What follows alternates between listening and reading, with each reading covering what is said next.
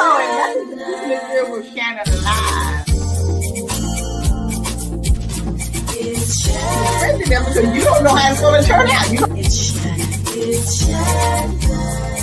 My kids empowered me to get out. What's going on with this remote learning and in the midst of COVID? Working for different elected officials, learning and understanding how to put your community first.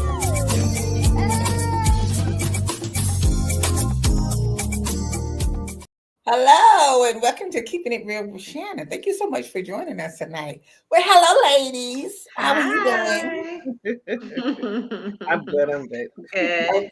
Are we in harmony tonight?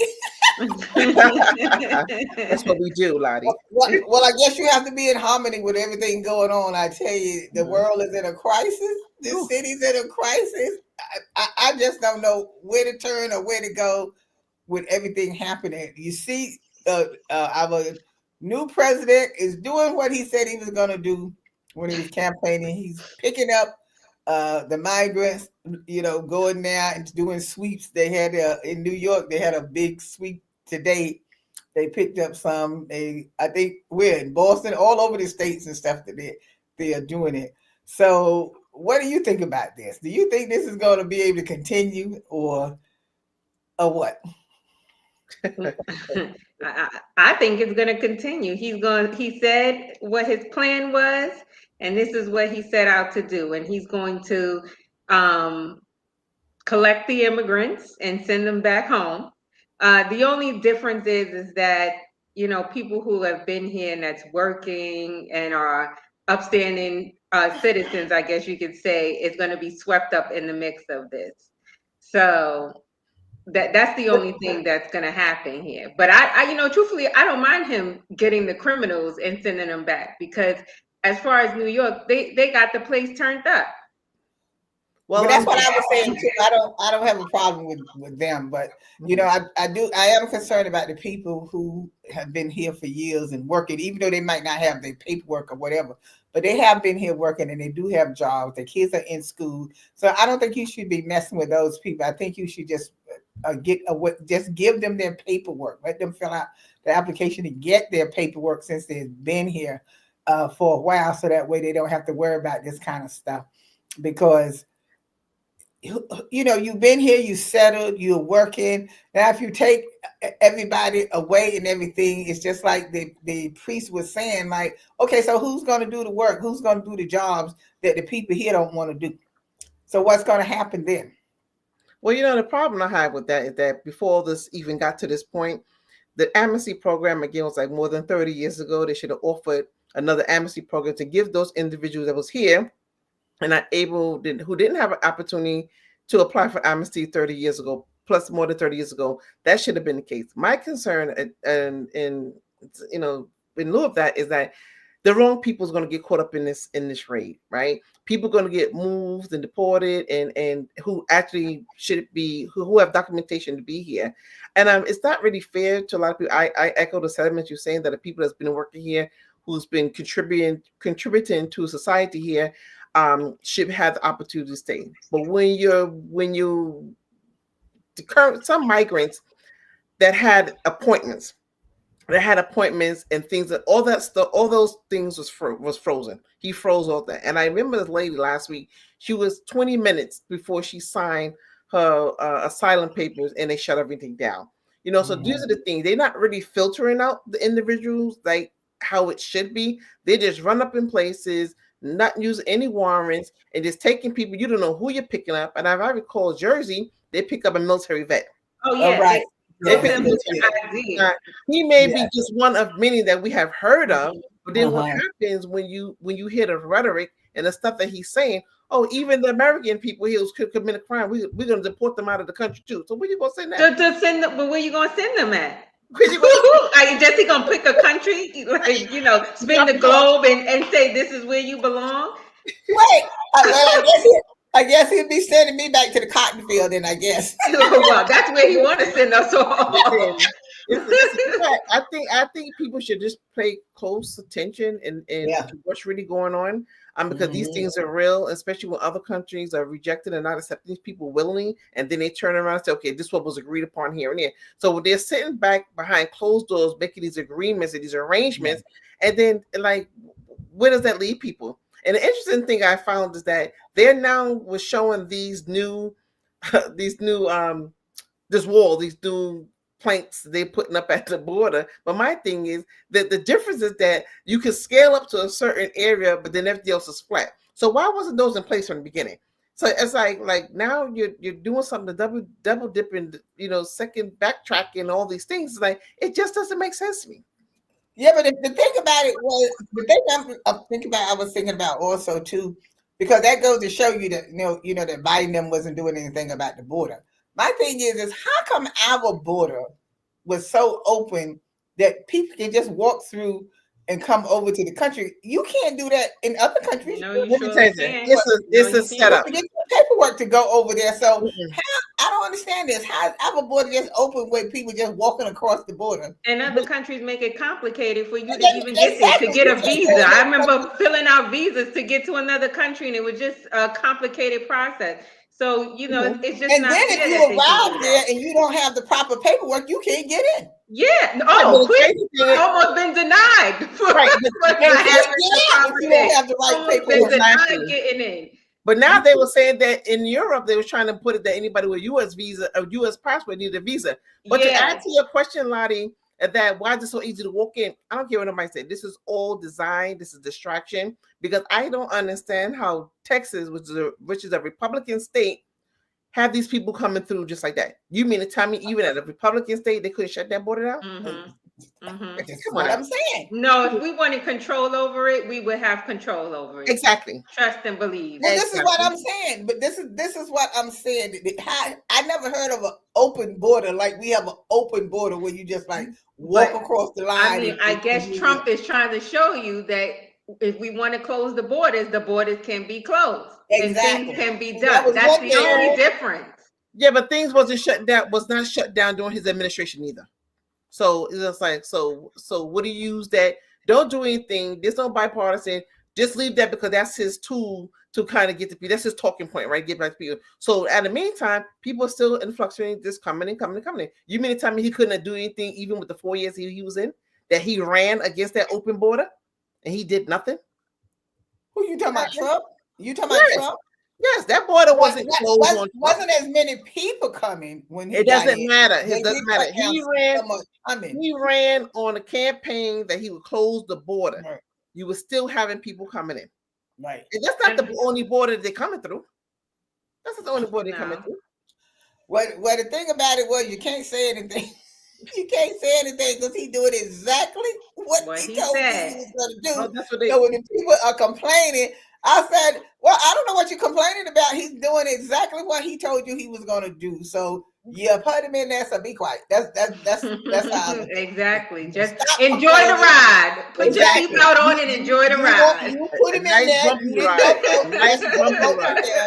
And a lot of people voted for him. So don't try to act like that you didn't vote for him, because a lot of us voted for him. So please, we don't even want to hear that.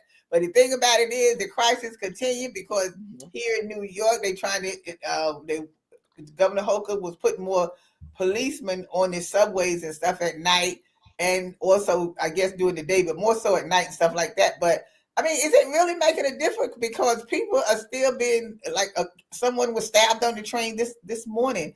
So I think we need more officers and stuff on the train and the platform, but I still don't feel that it's really just going to stop people from hurting other people, because to me, you just don't know when that person is going to pull out a gun or pull out a knife or whatever and stab somebody. How do you can't prevent that? Well, granted, Lottie, okay, this is just a new part of the program that she's putting out there in what cases. So you got to give that a little time for them to get things in order. But being in prior law enforcement, these perps, individuals on the street, they know when the roll call starts, when the roll call ends, when the officers go to lunch, when they go on break, when they leave, if they get a call up, they're not coming back in. So they know the system just as much as PD. People sit up in roll call, so that's the crazy thing. Now, my question is, are there enough officers to ride the trains Are there enough officers to ride the trains? At least you have them in pairs, right? Or is it where is that you're going to keep the same old time frame, day 12, 4 to 12, or you're going to alternate them with the trains are occupied 24 hours. So there's not really a break in service. So really, what is that plan? My understanding is she only doing it at night, but then I'm trying to think to myself, how are we going to have enough officers, even at night? You know how many train lines we have, how many, the trains come every 5 minutes or so. Like, how are we possibly going to have enough officers to be on each and every train? You can't. Absolutely. It's not enough. Right, but even at night, it's not only at night. That's what I'm saying. Because even if you put 3 on every train or whatever, remember how many cars to the train? Ain't about 10 cars.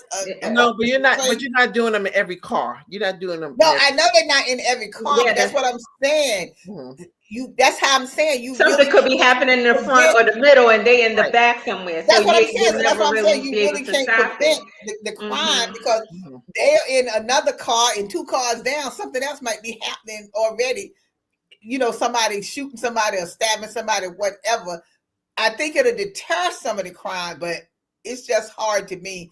Is you're not going to be able to just stop this crime? No, but hopefully, I guess and the streets. Well, it's just a uniform that's a deterrent on cases. So, but it may give some solace to those people riding in the subway cars, and even if there's something happens, they be able to apprehend that the individual. Hopefully, before they get too far out the gate, but it's a work in progress. Well, I mean, I think it's a good idea because at least, like I said, I still say you're not going to really stop anything, but I think it'll help deter some. But it does make you feel better if you see the officers walking the platform, if you're out there waiting for the train and stuff, or if you see more officers on the street walking because you be out there at night waiting for the bus or something or whatever. So it makes you feel a little better and stuff like that. But I mean, the way people are, you never know when they're going to do anything. But they don't care. That pushed on the subway tracks, and he was talking.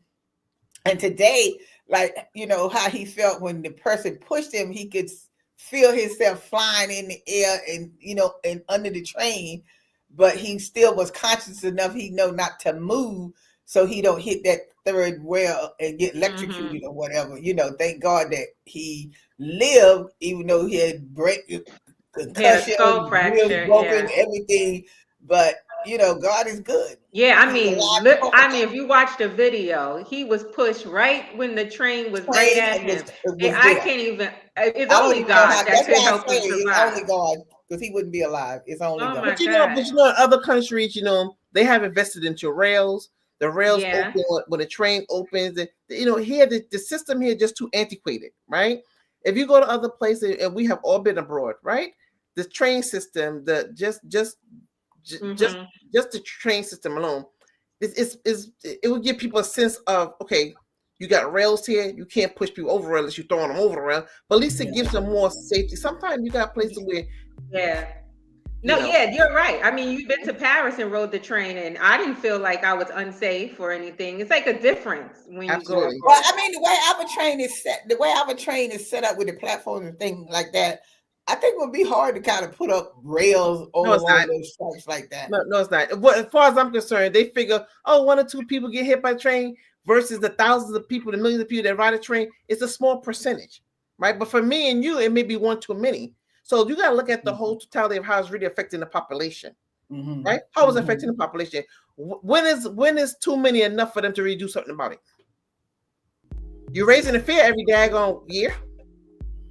Well, but this is what I was saying. You're not going to be able to stop that. Because like I said, if we standing there on the subway and we standing there talking or whatever, who's thinking about anybody pushing anybody while you still need to invest into the infrastructure. You're not, you're not. Okay. Well, anyway, let's take a quick break and we'll come back with more hot topics. It's Shannon. It's Shannon. How you holding up? Nothing wrong with getting help. If I promise to look into it, will you drop it and help me build this fence? Now you need my help. If you or a veteran you know needs support, don't wait. Reach out. Find resources at va.gov/reach.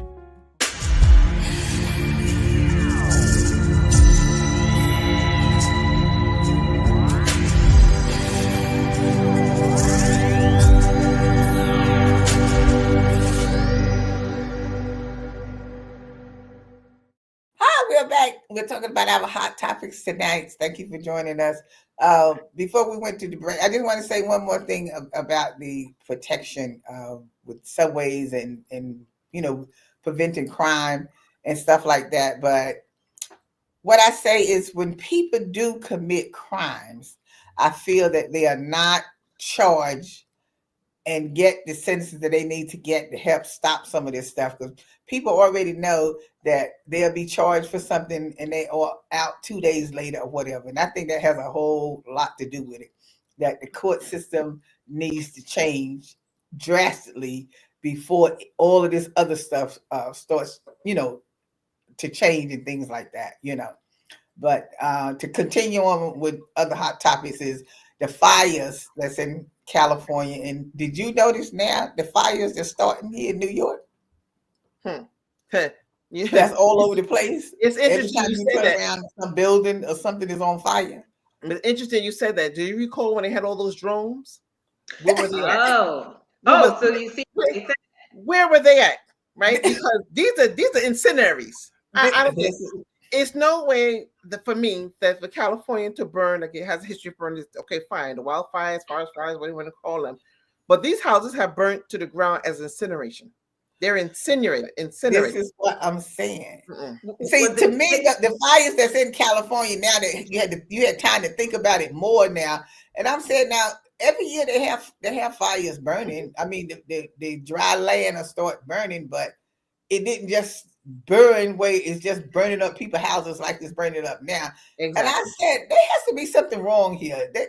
Something more is going on. They said that going on now. Today they said this morning that, and I can't remember the name of their electric company. I want to say Con They was calling it that there was something going on with the plant or whatever that sparked something that caught the fire, and people was calling 911 and telling them that something was going on and they were not taking their calls seriously. And before they knew it, the fire had jumped so fast and started catching and then burning the houses down. So now the electric company is saying, oh, we're going to look into it. My thought is they knew all along that something was going on at the plant. Well, you already knew what was going on when you got the insurance companies canceling their fire insurance months before, right? That says a lot.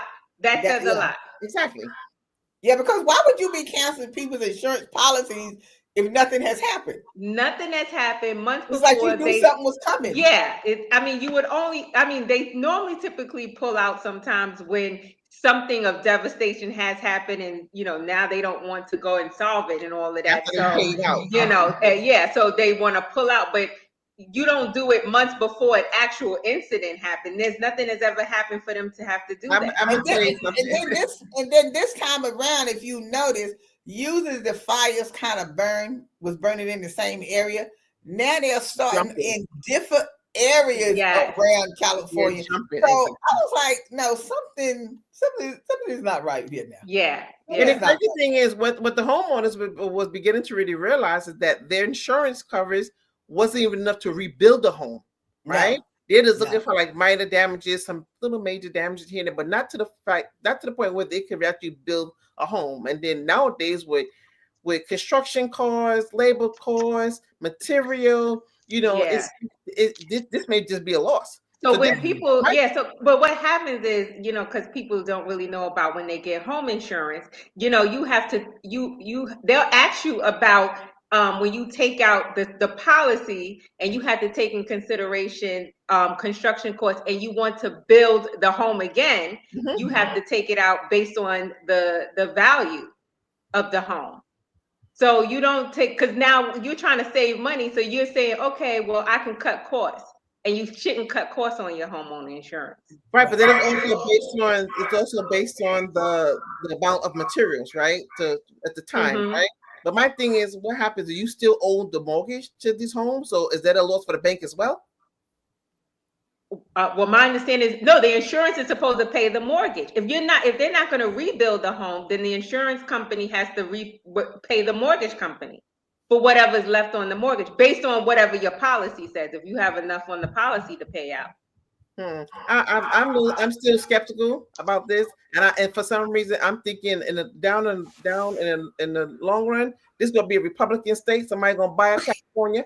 You know what? That's what they said. What? That's what somebody said. What That did was you the say? theory. Somebody said that. What did you say? I'm thinking that they're gonna buy up California. Somebody gonna, I ain't gonna say who. They're gonna step in and tell me, oh, we can rebuild this thing. Either they're gonna section off, either they're gonna section off part of California. Because what I didn't understand, I think what they had said before was about that land. Now that everybody's house is burned up all over the place and the buildings are burned, see, they can flatten that land out because remember the Olympics is supposed to be coming there. Karen said the Olympics are coming there, so they need a big space for for a spot like that. So who knows if this ain't something behind it that they, it all makes sense. This is just unusual this time around. It just seems suspect. It just seems suspect to me. And that's what I'm saying. And then by starting in different areas where it never started in those areas. But what I didn't understand, your president went there in California with cases. It was saying something, the fact that he wants voter. Correct me if I'm wrong, because I don't watch any TV anymore, the news. So he said that he went to government Newsom that that he wants a copy. He wants everybody's voter's registration card and wants to know who they voting for the next election. So is that contingent upon the funding and the help that he's giving for the people to rebuild? I mean, I don't understand why was that like part of the who want to see the voter registration card? That's what I heard. Who wants to see it? Newsom, she says. I think that's no. The president went to California and they had the president. Exactly. Had this conversation. Correct me if I'm wrong, right? But I'm hearing that he's asking for the people's voters registration card and wants to know who they voted for in the next election. So my thing is that contingent upon the funding that they're gonna give the people to rebuild, and why in the meantime you disabling FEMA? Like I don't understand that. I mean, I didn't hear that. I didn't hear it either. What you said, it sounds just about right. Something he would do. Something that he would. No, that sounds like something he would do. That sounds like something that he would do. Now he may not do it, but I'm just saying it does sound like something that he would do because he wants to make sure he win and everything. But that's just.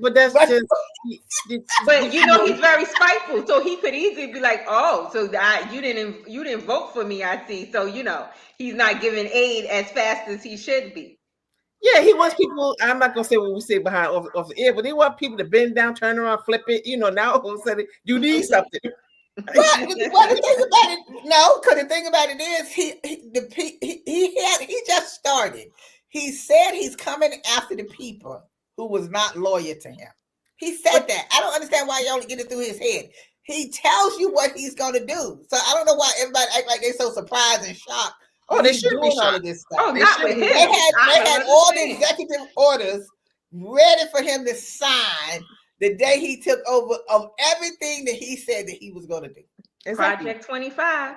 So at least I give him that much credit because at least he tell you what he's going to do. He's not a hypocrite and saying, okay, well, we're going to do this and we don't do it. Well, everything was already signed, put in the little folder, ready for him to sign. He said, but he tweaks it here and there with cases. So I just don't understand how they're able to come to some conclusion that you could just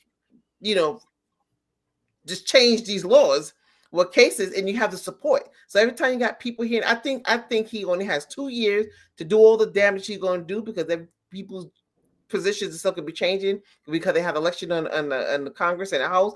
But the thing is, if they took over this one, they could take over 2 years from now as well. So where does that leave us? Who can take over?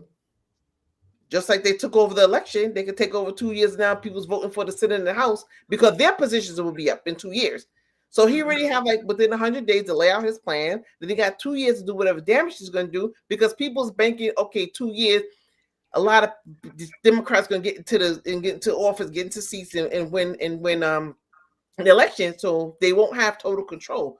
But to me, if you got a trifecta now, you're gonna have a trifecta for the whole 4 years. Well, I don't think that many Democrats is going to get in the seats and stuff. I really don't, because now you're seeing that they are losing a lot of seats. Because you have to understand too, and I'm sure you know too, that the Democrats ain't all holy and die either. They they do stuff they're not supposed to be doing. So Absolutely. I don't know why people think the Democratic Party is so perfect. No, in what I everything, 'cause no, what it's not. I say that to say because it doesn't give them total control. Yeah. It doesn't give them Because total now control. he has total control of Exactly. the It's house a and trifecta. everything. He So has that's total why control. he's He can able to only get a lot afford of to lose stuff. 3 votes. He can only afford to lose 3 votes. Well, then when you're doing something, when you paying people under the table and threatening people, you're sold. These people looking out for themselves. Well, I think a lot of the stuff that even he's putting out there doing is going to be so much fight against it, so many lawsuits. So it'll hold up some of the stuff anyway. By the time they file on the lawsuits against what he's doing and everything, it's going to take time. So I don't think he'll be able to complete the whole agenda that he wants to do. Right now, he's on a roll, but I don't think that'll just last, and he'll be able to do everything. But see, people need to always consider. You could have stopped this. You could have stopped this. He didn't have to be in office. No, he didn't. He did not have to be in office. I blame the Democrats for that. I blame the Democrats. I blame the Democrats for that because to me, I'm not sure what the powers to be with cases, but they could have changed the law that would have prevented him from running again as a felon, as nonetheless a convicted felon with cases. I think people were too sleeping. They sleep and they step on it, and they got, and I'm not gonna say what they really got, but they slept on it. What cases? And now look at you're reaping the benefits of what this is. Now people talking about, oh yeah, Project 25 here and there. It's a playbook. And although over the years other presidencies have had playbook, but this is a playbook with agenda that people's not really, expecting. It's a reality. Well, look, he told you what the playbook was. He told you what the project was. He told you everything. So let's stop it. Stop acting like he doing this. Oh my God. He said all of this. He said all of this. And we didn't come out to vote. We didn't do what we supposed to do. Come out to vote. You voted for him. You wanted him in there. So you know what? Just go to each other and borrow some flour and sugar like you used to do in the old days and stuff. Don't come here. That's what it might just come to. That's what it might just. Don't come here. Listen, groceries too expensive to be sharing now. Sorry. It's too expensive. Thank you, ladies. Thank you, ladies, for joining me tonight, coming on. And thank you for joining us. And remember to watch us every Saturday at 5:30 p.m. in Manhattan neighborhood at 2:30 p.m. And you can catch us here every Tuesday at 8 o'clock live. So thank you for joining us. And always, we'll see you next time.